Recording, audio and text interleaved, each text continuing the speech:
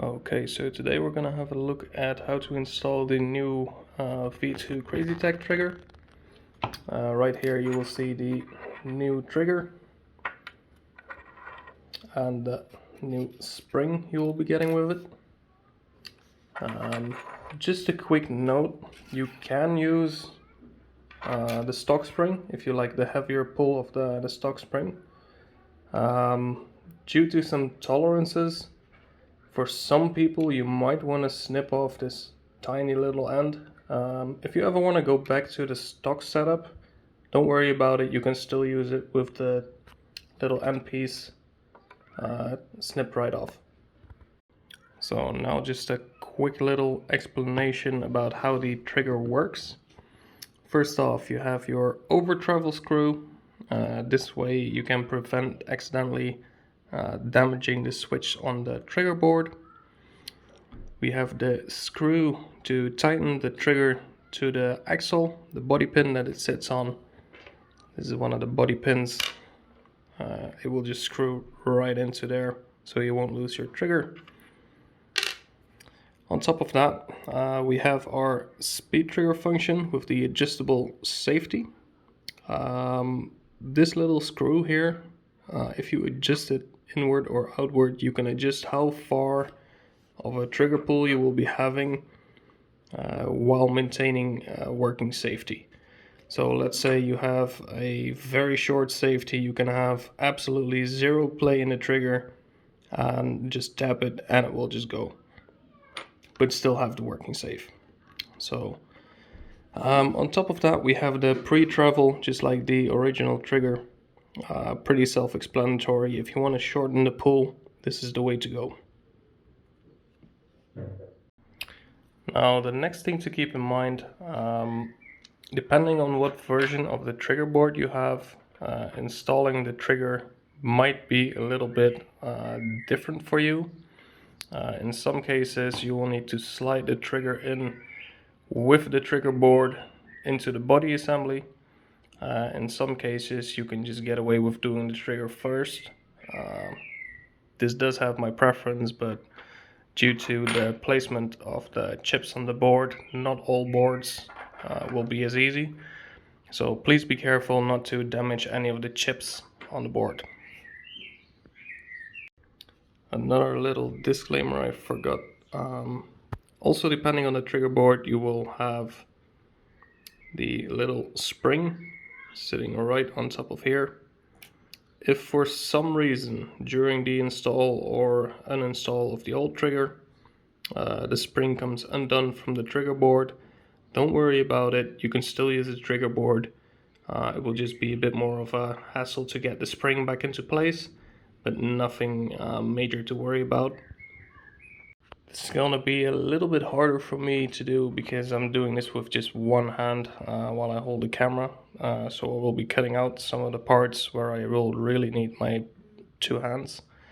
The trigger here, it will be easiest if you place a spring on top of it in the way shown in the video here during the install. Do keep in mind that if you have still got the spring sitting on top of the trigger board, as I showed before, this might be a bit harder to do due to the turning point of the spring turning into the other spring. In that case you might want to run it a bit more flat. Just see what works out for you. Just make sure that the spring is not getting caught behind the other spring. It needs to sit in front of it. So kind of like this, not behind it. Okay guys, so the next step is gonna be also depending on the version of your trigger board. If you have the new series billet electronics, you will have the sensor instead of this little switch assembly. If you are using the old micro switch boards, please put the selector in the full auto position. The reason for this is that the actual selector piece does have a bit of a cutout there, so it doesn't tend to knock off the pin as easy during the install. It's just a quick tip, but a very useful one. As you guys can see, I just fitted the trigger for the first test fit. Important here is that you tighten the middle screw to the axle. Here, really tight does mean tight. Don't over tighten the little screws. They are a bit more fragile due to their size. As far as the spring goes, the little notch that we have on the left side here, just like with the stock spring, is going to be pushing against the notch inside of this body pin.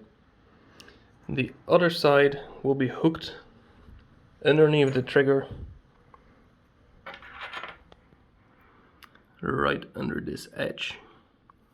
If you are having trouble getting this little piece to fit under here, some flathead screwdriver will be quite the help.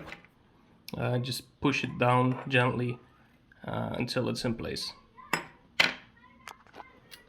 As far as setting up the trigger goes, this is gonna be mainly a one-time thing, because once you have it set to your liking, you don't really want to mess with it anymore.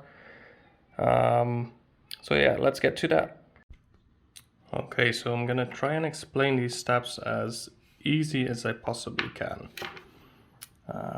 When we have the trigger installed, we want to make sure that the safety is still working. So plug in your battery into the grip. I like to use these Titan batteries, they're great. Put it in the safe position and try and see if you can hear the solenoid clicking. In this case it does not, which is perfect. Now if we switch it over to the semi position, we should hear a click, which also works. What this means is that our screw for the safety position, the one right at the top here, is set to the correct position. In my case, I like to really be able to have zero difference, or almost close to zero difference, between safe and semi. As you can see, this is about where the safety hits, this is where it goes off. So this is going to be a very tight pull.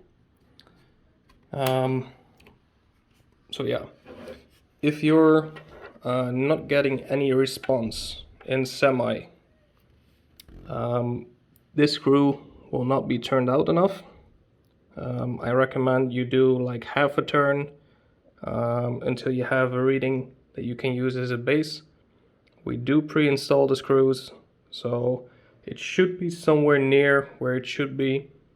However, we don't have the time and we are not able to check all the tolerances in every different MTW in order to make one certain set position. If you get a reading while on the safe position, it will be firing. Turn the screw inwards, like half a turn to start with. Same story as the other way around. The next step you will want to do is set your pre-travel. So that will be the most far back screw here. Simply turn it inwards, so clockwise, until you have the desired pre-travel. For what I like to do with mine, if I want to make it tight, I put it in the safe position. I open up the upper. You can reach this screw once the upper is open. Same thing goes for the front one and this middle one. The trigger adjustment with the safety, you cannot reach without taking out the trigger board. So that's why I recommend doing this first. So about the pre-travel, as mentioned, I like my trigger pull quite short. So as you can see here, there's still some play before the safety grabs into the mechanical safe position. So what I like to do, just turn the screw in a few turns until you have practically no play left. Again, this is my preference. you might want to run it different. Take your time with it, set it up how you like it. When it comes to the over travel, it's the exact same thing. As you can see, I put it in semi here. If I fire it, this is where the switch will actually engage and fire, but you can see there's a bit more pull there. What we want to do is basically adjust this inwards until we can actually not hear the solenoid clicking anymore. And back off the screw just a tiny bit from there, so you have a working protection for the trigger board, so you don't knock off the switch. Now, last but not least, we have a little bit of troubleshooting. If for whatever reason your trigger is feeling spongy at the point when you close the upper onto the lower, but not before that, usually this is due to some tolerances with the trigger board, where the hole in the board will actually be pushing down on the axle the trigger is sitting on. My easiest way to fix this, just grab a little piece of electrical tape, whatever tape basically, and put a small line of the tape on the bottom side of the board. This might take 1, 2, 3 layers, depends on the tolerance of your board with the receiver. It will space out the board so it won't be pushing down on the actual axle. So when you close the upper, the trigger will be running smooth.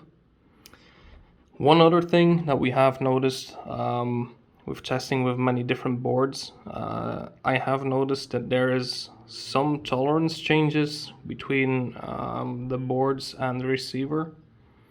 So in some cases, if your trigger is really rubbing into the receiver, you can sand the actual trigger down just a little bit so you can prevent it from rubbing. We will already have sanded down this side of the trigger a tiny little bit before shipping everything out. Main thing to keep in mind, try to get this sanded as flat as you possibly can. Don't get any weird bevels on it. On top of that, don't be sanding this side. This is the side that will be spaced against the trigger board. You don't want to touch that due to the spacing with the components on the board. So if you are gonna have to get a tiny piece of sandpaper or whatever to take off just a tiny little bit, do it from this side. So that will be about it. If you have any further questions, please feel free to leave a comment down below.